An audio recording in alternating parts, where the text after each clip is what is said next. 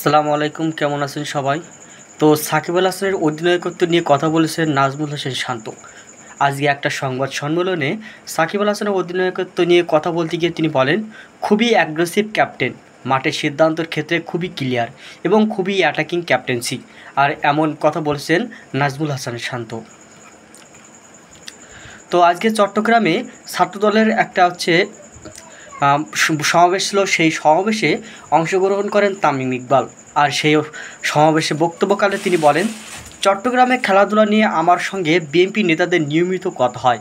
আমরা কিভাবে চট্টগ্রামে খেলাধুলার আগে জায়গা নিয়ে আসতে পারি সে ব্যাপারে আলোচনা হয়।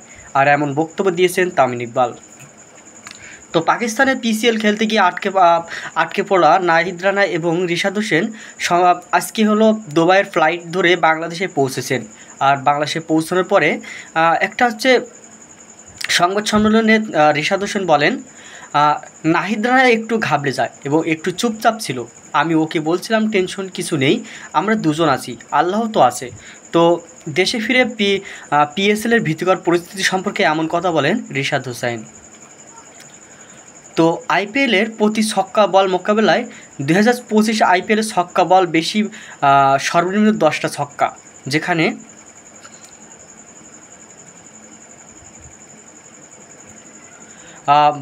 ভৈয়াব সূর্যবংশী 16টি ছক্কা 74 বল, যার গড় হচ্ছে 4.63।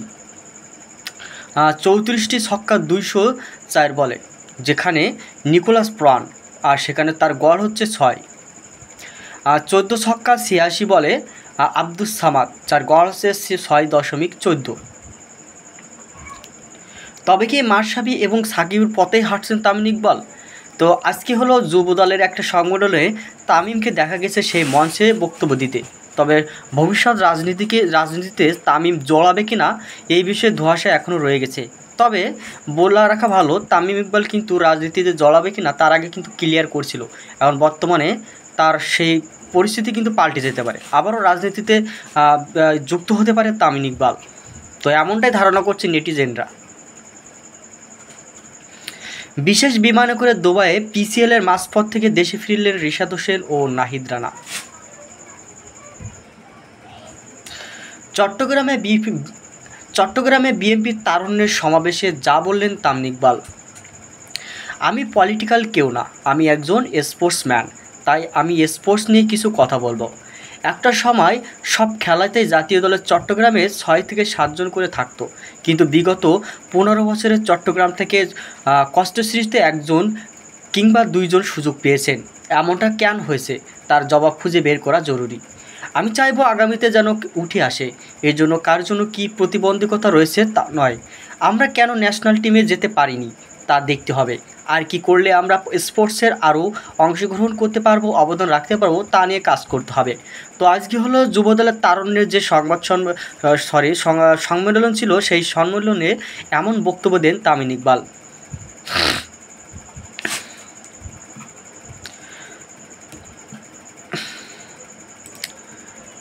2022 বিশ্বকাপের ফাইনালে ট্রাইব্রেকার নেওয়া প্লান্টি কিক সম্পর্কে এমি মার্টিনেজের পরামর্শে বল মাঝে মেরেছিলেন পাওলো দিবালা। সম্প্রতি এমন একটি সংবাদ সম্মেলনে প্রকাশ করেছেন, যেখানে পাওলো দিবালা বলেন, যখন দেখলাম আমি ঠিক আগেই কোম্যান প্লান্টি মিস করলো, আমার মনে পড়ে গেল দিবু কী বলেছিল বল মাঝে মারার জন্য, তাই কোনো দ্বিধা ছাড়া আমি বল মাঝ বরাবর মেরে দেই।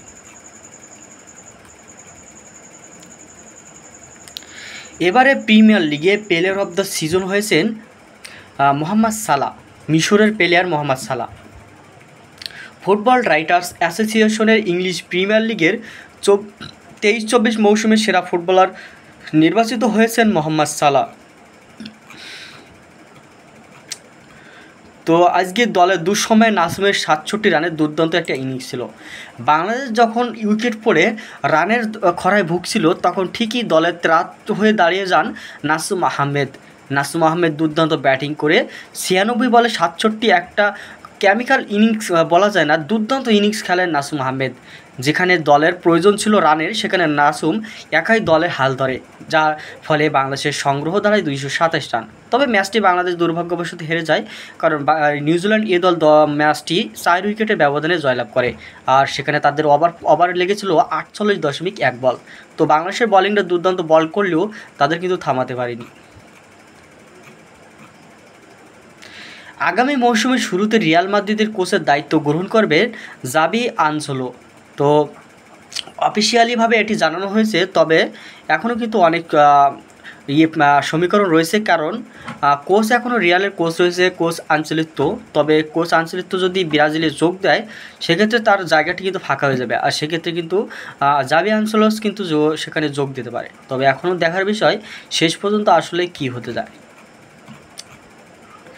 তো আবারও বসুন্ধরা কিংসে যোগ দিবেন তাদের ইতিহাসের সেরা খেলোয়াড় রবসন রবিনহো, আর এমন কথা বলেছেন, আর এমন ইঙ্গিত দিয়ে একটি পোস্ট করেছেন রবিনহো। তার ইনস্টাগ্রামে পোস্টে দেখা যায় তার মাঠে প্র্যাকটিস সেশনের সময় একটা ফটো সে শেয়ার করেছে।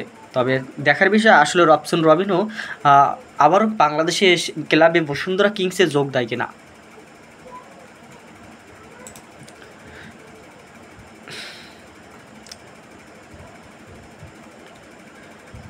সিলেটের ক্রিকেট মাঠ দখল করতে মরিয়া ভারত, শেখ হাসিনা কেন সেই ভারতকে দিয়েছিল।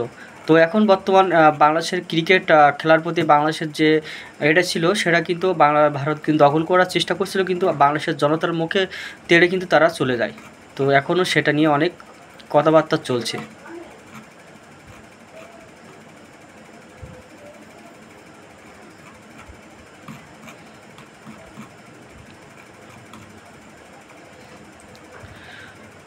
ইংল্যান্ড সিরিজের দল নির্বাচনের সম্ভাবনা 23 মে। তার আগে এক প্রভাবশালী রয়ের প্রভাবের সিদ্ধান্ত বদলাতে পারে বিরাট কোহলি। তো বিরাট কোহলি অলরেডি কিন্তু তার একটা ঘোষণা এসেছে, সে কিন্তু ইন্ডিয়ার যে টেস্ট দল থেকে অবসর নেওয়ার। রোহিত শর্মার পরে কোহলি কিন্তু এই সিদ্ধান্ত নিতে চলেছে। তবে ইংল্যান্ডের যে সিরিজ রয়েছে তার আগে এই অবসরটা নেয় কিনা সেটাও দেখে সন্দিহান রয়েছে, তবে না নেওয়ার সম্ভাবনা কিন্তু একটু বেশিই মনে হচ্ছে।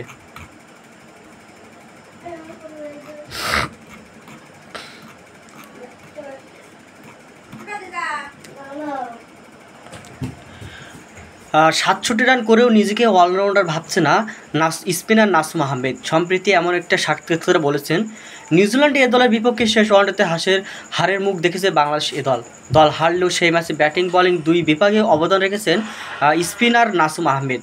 তবু নাসুম জানালেন নিজেকে অলরাউন্ডার ভাবতে নারাজ তিনি।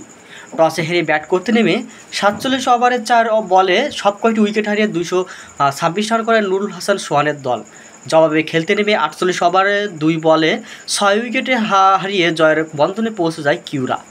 গণমাধ্যমের সাথে আলাপকালে নাসুম বলেন, চেষ্টা করেছি যত বেশি উইকেট থাকা যায়। আলহামদুলিল্লাহ চেষ্টার ফলে ভালো এক্সিকিউশন হয়েছে, এই জন্য রানটা করতে পেরেছি। এর আগেও বলেছিলাম, কোচ শ্রীরাম বাংলাদেশের জাতীয় দলের সাবেক টেকনিক্যাল কনসালটেন্ট শ্রীরাম আসলে তখন এমন একটা সিস্টেম করেছিল, লো অর্ডারের যারা ব্যাট করি সবাই যেন কিছু না কিছু করতে চায়, অনুশীলন শেষেও নিজেদের ব্যাটিং করতে চায়। নাসুম আরও বলেন, আসলে আমার ব্যাটিং কোনো বেসিক নাই, আমি এভাবেই রান করি, কোনো ম্যাজিক নেই, ব্যাটিং আমার প্লাস পয়েন্টের দলের জন্য। তবে আমি অলরাউন্ডার এটা আমি মানতে নারাজ, ব্যাটিং করতে পারি এতটুকুই, যেহেতু এত বছর হয়নি এখন আর চাই না, আমি ব্যাটিংটা করতে পারি এটা দলেরও প্লাস পয়েন্ট, আমারও প্লাস পয়েন্ট। নিজের বোলিং নিয়ে নাসুম জানান, বোলিং আলহামদুলিল্লাহ ভালোরও তো শেষ নেই, আরও 10টা রান কম দিলেও হয়তো বা আরও একটু প্রতিদ্বন্দ্বিপূর্ণ খেলাটা হতো।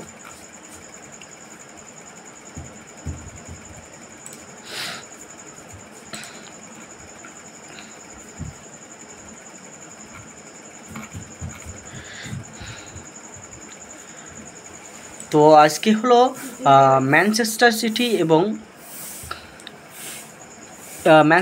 সিটির সাথে কিন্তু আজকে হলো যে তাদের প্রিমিয়ার লিগের ম্যাচে কিন্তু ম্যাচ ড্র করে ফেলে।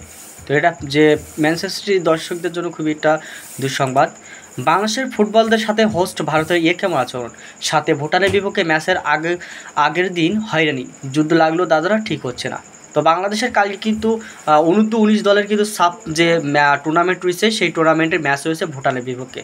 আর সেই ম্যাচটি বাংলাদেশের অনূর্ধ্ব দলের যারা রয়েছে প্লেয়াররা তারা আশাবাদী ম্যাচটি তারা জিতবে, কারণ সম্প্রতি তাদের মালদ্বীপের বিপক্ষে একটু খারাপ পারফরমেন্স গেলেও ম্যাচটি কিন্তু 2-2 গোলে সমতায় ফিরিয়ে ম্যাচটি শেষ করে, এবং যার কারণে ইজি যে জেতা ম্যাচটা সেটা কিন্তু হাতছাড়া হয়ে যায়। তবে আশা করি আমরা পরবর্তী যে ম্যাচটা রয়েছে ভুটানের বিপক্ষে সেখানে তারা জয়ের দেখা পাবে।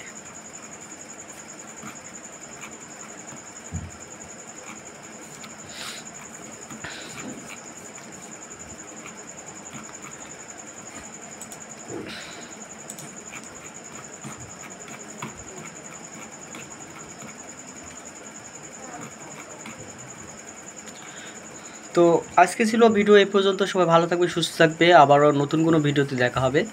তো সেই পর্যন্ত সবাই ভালো থাকবে। Thank you, tata, bye by.